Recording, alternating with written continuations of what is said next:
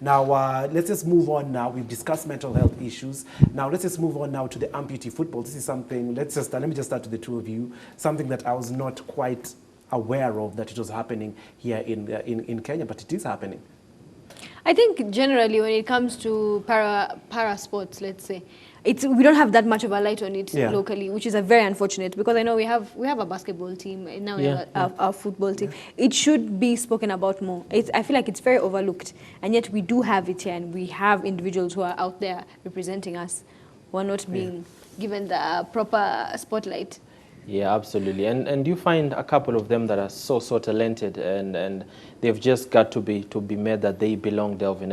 And time again, I had a friend once who used to play football, but then due to an accident, he became an amputee. But then again, he tells you a story. He tells you he just wants to still be part of the game because he feels he has a talent. So what the likes of Miss Macharia are doing is incredible, because Delvin, these lads have got to feel like they belong to the game, because once you love it, regardless of your physical condition, you've got to be given a chance to take part in it. Okay, now let me just get to now Judith Macharia. Then now, as Nicoletta said, we are not that.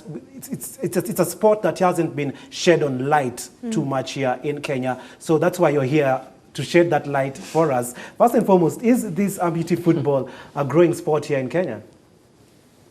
Yes, it is. It has been existent since, I think, 2010, if I'm correct. And they've been participating in, there are a couple of African nations. They have their own kind of AFCON called Cup of Nations for amputee football. So, and there's also a federation, and a regional federation that is in charge of all the football teams in around the continent, amputee teams specifically. And I think Kenya happens to be the second best in the continent, second after Angola, and in the world ranking, the last one I checked, they were 12th. So, I mean, we are doing some really good job. Yeah. Okay, can you just shed some light on us on the projects you do with these amputees in terms of football? Oh, absolutely. So my main interest, which led me to doing amputee football, started from working on a paper and working in peace and the reintegration, how sport has been able to reintegrate war victims. So that's where I started with the whole paper, because I was working on Sierra Leone, which happens during the war, amputation was one of the main weapons of war. So so many amputees in the country. So I was able to work with them with a team called Single Leg Amputee Sports Association. So this is where I was able to completely understand the issues of amputee football in the continent and in the country. They're not so different. And I worked with them for around 3 weeks. I had to be with them, engage them in their training and everything they were doing. And it was really a great experience. And I believe there's so much talent in the amputee sector that we still don't recognize. Yeah. And I do know you do plan. So, okay, just go on. Yes, so through this whole work, it's what inspired me to come back and do something in the continent, in Kenya, that is. And amputee, as what you all mentioned, people don't know about amputee football, and you have really great talent, especially in Kenya. So our main entry point, personally, was trying to create exposure for these players. And I'm not playing. We have like 3 professional players playing, I think, in Turkey, if I'm not wrong.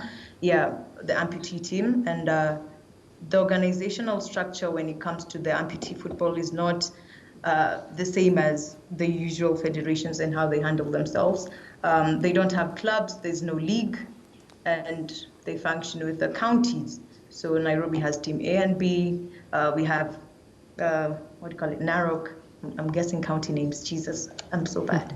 Yeah, so in the counties, they're divided into counties, and they have inter-county competitions, and that's their kind of league games that they have. So creating exposure for these players, I believe, is really, really, really important, because that's how people don't know about them. That's how, even when we're talking about how players are going to survive during this COVID time, no one is talking about the amputee players. So I really think we need to talk about them a lot more. And that's part of what we wanted to do as Arrow specifically. We wanted to bring in more amputees in our program. We have this show called the 2-minute drill. So we just have these amputee players just come and talk to us about themselves. You know, that's a way of marketing this, the players, I believe so. Okay, now I do know you do have plans, of course, for making amputee football grow here in Kenya. Could you share, if you do have those plans, could you share some of those plans of how you intend to implement growth?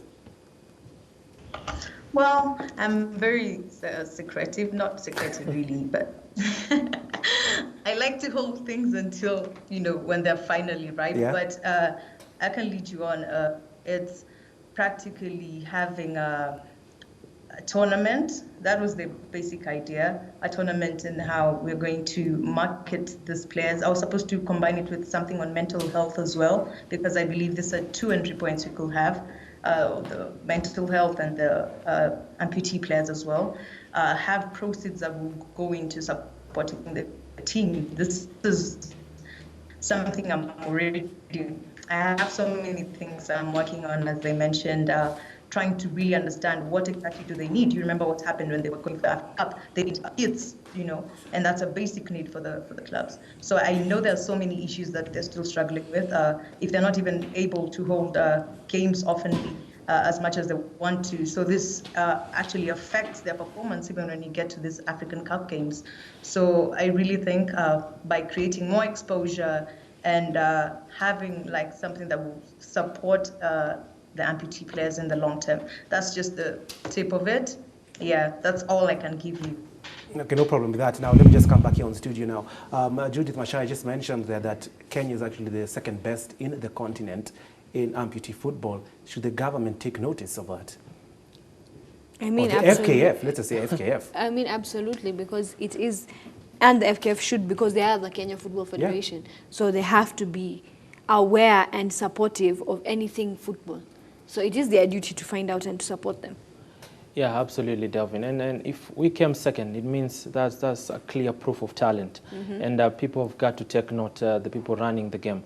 And you watch them play, Delvin. There's nothing so different about them. Maybe they're just playing, maybe let's say with one foot, but the skill, the technique is absolutely there with those that use both feet. So yeah. I think for me, we have got to take notice now. And I wanted to know, I had never known, but I used to think if there's an official league of, let's say, 10, 12 teams, but she has exactly, she has answered me. She has answered me. She has said that there's Narok, there's Zone A and Zone B. So it's incredible whatever they're doing, because these lads, it's something they love. They should be given a chance, Delvin. Is it important that the FKF comes up with probably a structure that to implement a league sort of, or a competition, just for the sake of the exposure for these players? Of course, they should. And I feel like it's as simple as whenever the leagues, let's say the KPL is beginning, they announce that there's this league as well. Mm-hmm. It's a new league that the FKF has started to expose the boys, because as much as Salim is saying they love the game, but they also deserve the exposure. Absolutely. You understand? Absolutely. They deserve people to know what they deserve to have people watch them play, because football is a sport of your legs. Yeah. So if you're playing with one leg, it's something that someone should be watching. Special. Yeah, it is special. Now, Judith, is the football governing body willing, I don't know if you had a conversation with them, willing to get on board and support the amputee football? There's not really much that they've said on the amputee football, because the amputee football has its own federation to even start with that is in charge of their games. And I think there's actually supposed to be a partnership between the two and FKF.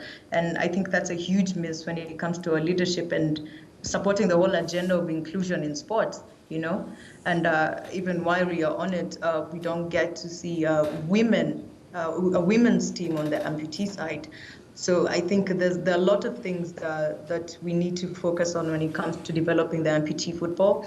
And we've been really lax on that sector. And I don't know, I know the federation are very aware of what the amputee team has been doing. They just choose not to engage. And it's really sad. It's really pathetic. Yeah.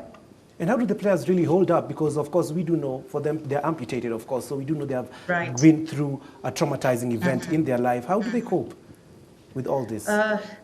Funny enough, you'd be surprised at how they're so used to coping with this, and just maybe the isolation that they, the treatment that they get from people, just living their daily lives. But they struggle to make ends meet, do one or two menial jobs, and and still be able to participate in the game. I think that's a good win for them. They're like, okay, for as long as we are still able to participate in the game, but I think it's important that we develop proper structures that will be able to, cushion them, in as much as we are not maybe in a position to fully develop into, the big league games or something like that.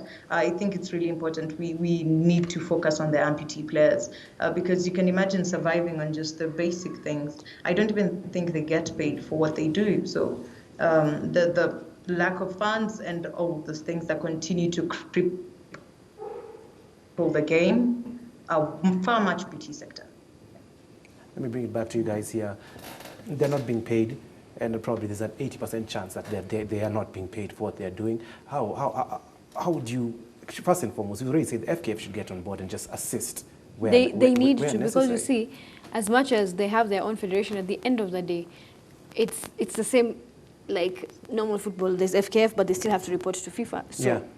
The federation has to have some form of a partnership with the governing body when it comes to football, and they need to find a way to have funds for these guys, because honestly, it's a joke if you tell me they're going through everything they're going through and they're not even getting paid for it. Like, it's sad. Seriously. Now, before I get to you, Sally, now, Judith, another important question I had to ask you. Now, the amputee football around the world, are they recognized by FIFA, leave alone Kenya, let's say the ones in Europe, are they all FIFA recognized? Oh, yes, they are. They are So completely. yeah. I think the FIFA actually funds some of the teams from this, especially in the continent. I think the Liberian team, and partly they used to fund the Sierra Leone team as well, but I don't think it's happening anymore. But they used to actually fund these teams and support them. Yeah. So if FIFA does recognize these amputee footballs across the world, that makes it even more important for FKF, because I think they are the direct communication link between Kenyan football, and CAF, and then FIFA. It's very important that FKF jump on board with this amputee football. Absolutely, absolutely. They need to. I think it's just sheer ignorance or just choosing not to engage, because that's an extra burden for them, and that's really sad.